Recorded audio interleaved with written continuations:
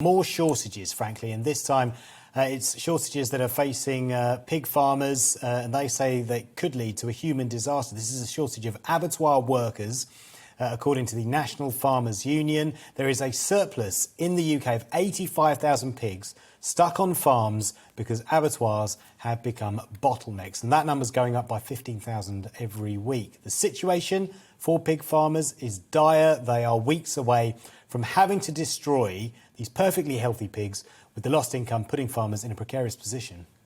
Well, if we team that as well with what's happening in the dairy industry, some dairy farmers are being forced to pour tens of thousands of litres of milk away.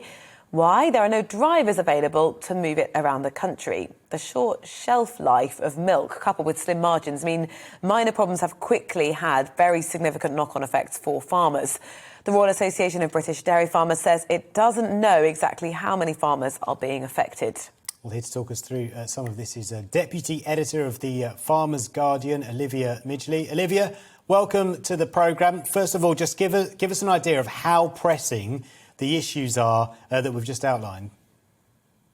Good morning. Yes, I think that was a really good summary. To be quite honest, the shortages affecting the rest of society, as we've all experienced in the last few weeks, are affecting all corners of the farming industry. So as you've just said there, from dairy farmers having to pour milk away because they can't get the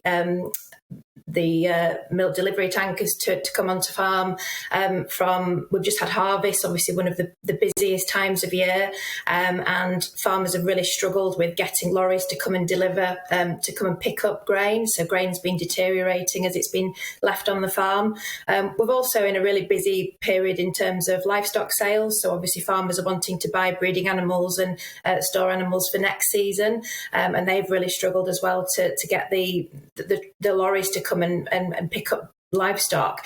So it's really an issue that's just affected every corner of the farming industry. And as you say, the pig sector is just in an absolute dire situation at the moment, as you say. And actually the figure that of pigs backing up is actually more like 120,000 and obviously rising quite quickly. So that is really a disaster. And it's all to do with the shortages in the sector, not just HGV drivers, but staff shortages as well, which, as I say, I think every sector of society is facing at the moment. NHS, tourism, the lot. Olivia, the Prime Minister, speaking earlier this week, insisted the disruption is temporary and also has said this shortage is global and said there's no crisis in supply chains. What do you make of his words?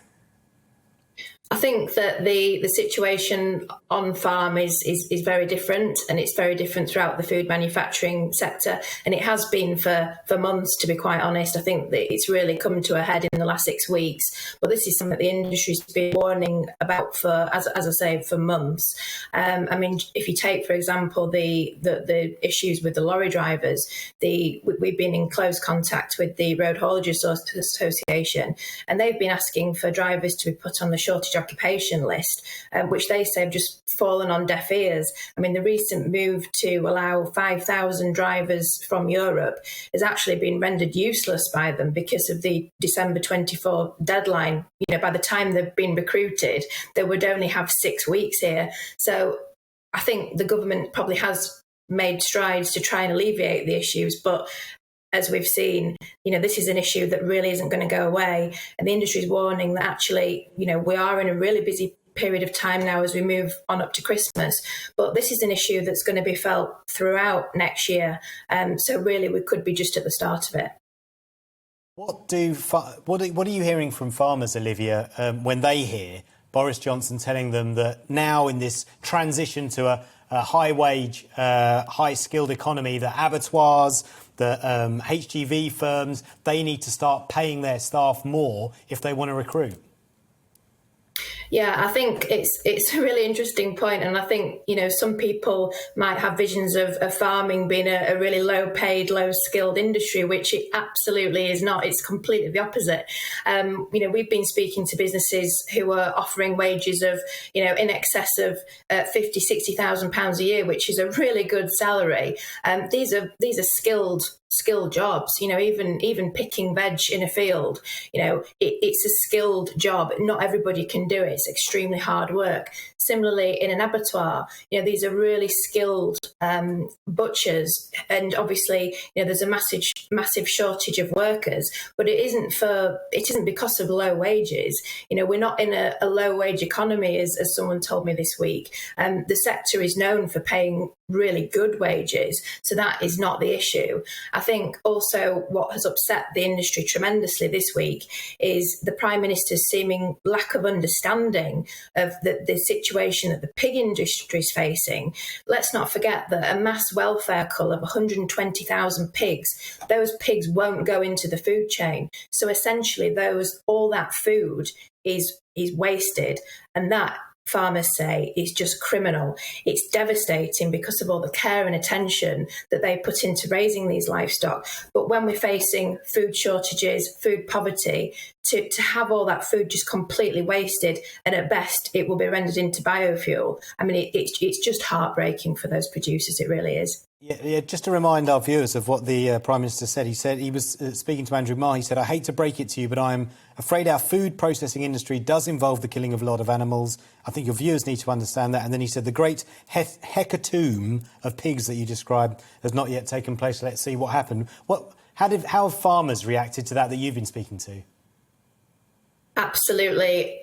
Anger, I think, is the feeling this week. It really has been, and almost disbelief. I think, one farmer said to me, he was just mystified that there could be just such an ignorance, really.